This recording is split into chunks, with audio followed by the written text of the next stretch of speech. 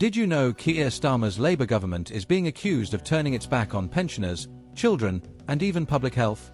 From uncollected rubbish piling up in Birmingham to brutal benefit cuts hitting the most vulnerable, the reality is shocking. But that's just the beginning. In this video, we'll expose the full extent of Labour's failures and how Starmer's promises are crumbling under pressure. Stay with us to discover what the mainstream media won't tell you. Carl. Mr. Speaker, this Labour government has failed the British public at every turn. They have abandoned the WASPI women, leaving them without compensation they deserve. They have turned their backs on pensioners by failing to support the winter fuel allowance. They have let down children by keeping a two-child benefit cap in place, and they will inflict further hardship on the most vulnerable by slashing £5 billion from benefits. But perhaps the most immediate and visible failure, one that poses an immediate and direct health risk to the people of Birmingham, is the appalling financial mismanagement of Labour-run Birmingham City Council. After more than a decade of Labour control, their incompetence has led to mountains of uncollected rubbish piling up on every street, so vast that it can be seen from satellites orbiting space. It is nothing short of a disgrace and a damning indictment of Labour's inability to govern. Will the Prime Minister take urgent action to protect the public health and the people of Birmingham by immediately deploying the... Order. We're meant to ask a quick question, otherwise no one's going. Prime Minister. Well, I've said the situation in Birmingham Council is completely unacceptable, but he might want to tell his constituents that we've delivered 2 million extra appointments for the NHS, so waiting lists are coming down for his constituents. We've delivered the national living wage, a £1,400 increase, including for his constituents. We've got record investment into this country, growing the economy, including for his constituents. Blunder. Thank you, Mr. Speaker. My constituents in Harewood and Middleton North are grafters. They want to work and they want to see opportunities created and the skills and investment in infrastructure that we need in future. I welcome the Prime Minister's commitment to fix the transport system in the north of England that's been holding us back, and I would like to invite him to the Aton Valley Development Zone in my constituency to discuss how we can create skilled jobs in North Greater Manchester. Prime Minister.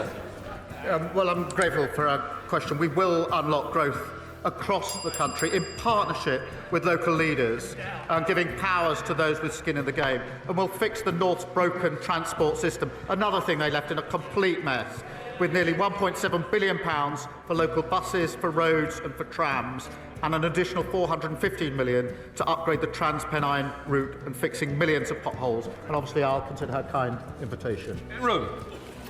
Thank you, Mr. Speaker. Since the Prime Minister and I last spoke, more than 6,000 people have signed an open letter to the Health Secretary in support of North Devon District Hospital, which faces a 10-year wait for urgent repairs. Please can I ask the Prime Minister why the hospital is still being denied a ministerial visit, and will the government consider the Trust's emergency plans, meet with me and the Trust so we can discuss keeping the operating theatres open beyond 2027 to meet capacity? Prime Minister. As in our previous exchange, obviously the unfunded promises, fancy promises of the party opposite, meant his hospital would never have been delivered. They shouldn't moan, they should apologise to his constituents. We had to take tough decisions to make the programme deliverable, which is what we've done. We will continue to support the Trust to maintain facilities in advance of the new hospital investment. And the Minister for Secondary Care will be visiting the hospital, and that will be an opportunity, I hope, for the necessary discussions. Jack Ash.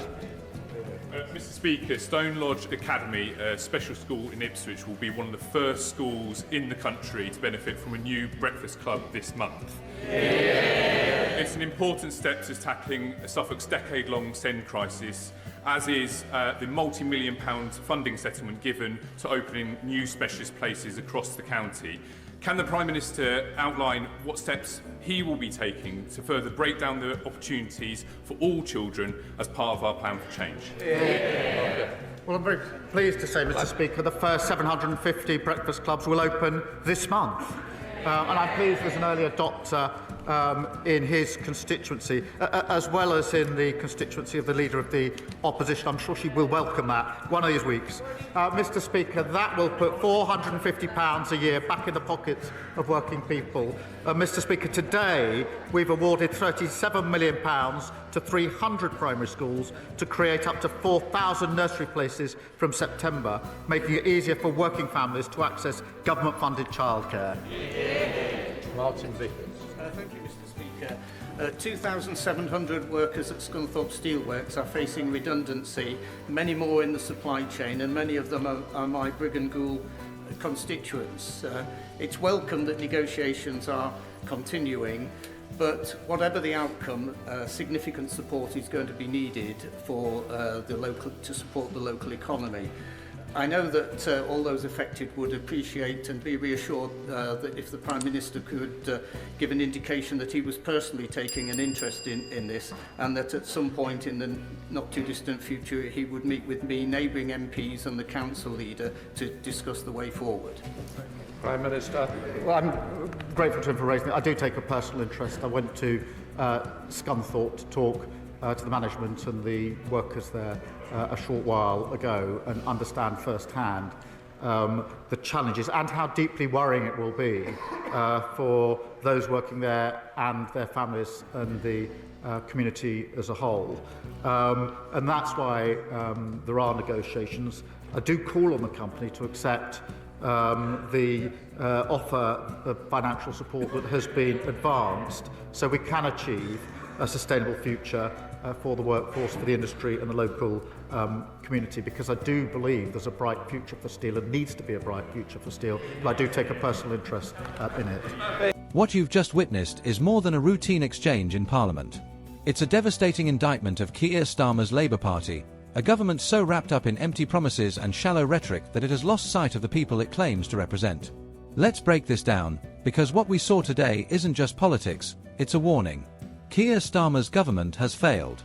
And not in a vague, abstract way. This is failure with real-world consequences. It's failure that you can see in your streets, feel in your bank account, and hear in the silence when you ask for help and none comes. Let's start with the WASPI women. Remember them?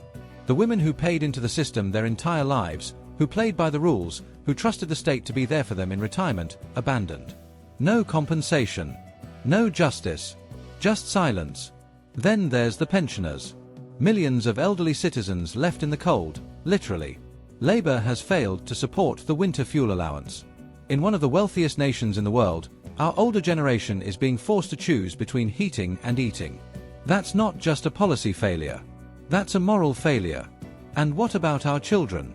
The two-child benefit cap remains untouched, an austerity relic that punishes families for daring to grow. Where is the compassion? Where is the vision for a better future? Starmer says he wants change, but his actions say otherwise. It doesn't end there. Labour's plan includes a jaw-dropping £5 billion cut to benefits. Let that sink in. While families struggle with rising food prices, soaring rents, and stagnating wages, Labour is planning to hack away at the very lifelines that keep vulnerable people afloat. Now, if all of that weren't enough, we arrive at what might be Labour's most visible disgrace, Birmingham. Under Labour control for over a decade, Birmingham City Council has become a symbol of incompetence on a scale that is, quite literally, astronomical. We're not talking about minor missteps or bureaucratic red tape. We're talking about mountains of uncollected rubbish so large they've been compared to satellite-visible landmarks. Imagine that. Rubbish rotting in the streets while Labour councillors point fingers and play politics. And here's the question nobody in Starmer's camp wants to answer. If they can't even keep a city clean, how can they run a country? Ask yourself that. Really ask yourself. Now, you might have noticed how quickly Keir Starmer and his allies deflect. When challenged, they rattle off NHS appointment stats, wage figures, and vague claims of investment. But here's what they won't tell you: those appointments don't reach the people who need them most. The £14 minimum wage means nothing if inflation eats it up by the end of the week. Investment means nothing if it doesn't lead to real change for real people. And let's not forget the Prime Minister's reminder: it is this Conservative government that delivered 2 million more NHS appointments, increased the national living wage, and brought in record levels of investment. Yet Labour still wants to posture as the party of the people. But you're not being fooled, are you? You saw the dodging. You heard the hollow answers. You felt the lack of accountability. That's the pattern with Keir Starmer. He talks like a reformer, but acts like a bureaucrat. He campaigns as a champion of fairness, but governs as a manager of decline. This isn't about party politics, it's about the people. It's about whether you and your family feel safer, healthier, and more hopeful today than you did yesterday. And if you don't, then you need to ask who's responsible. The answer, increasingly, is Labour. And look, if you're watching this and feeling frustrated, you're not alone. Across the country, people are waking up to the reality that Starmer's Labour isn't the change it promised to be. It's a continuation of the same detached politics that ignores the grassroots, buries accountability under PR spin, and hopes you're too distracted to notice. But you do notice. You notice when bins pile up. You notice when your heating bill skyrockets. You notice when your child's school can't afford enough staff, or when your elderly parents can't get a GP appointment. And you've had enough, haven't you? That's why this matters. That's why you matter. Because the next time they ask for your vote, you're not going to fall for the slogans and the photo ops. You're going to remember the uncollected rubbish. You're going to remember the broken promises. You're going to remember how Labour turned its back on the very people it claimed to represent. Here's what you can do right now. Share this video with someone who still believes the spin. Leave a comment below telling us how Labour's failures have affected you personally. And most importantly, stay informed. Because when we hold them accountable, they can't ignore us. Keir Starmer wants you to forget this debate ever happened. Let's make sure no one does.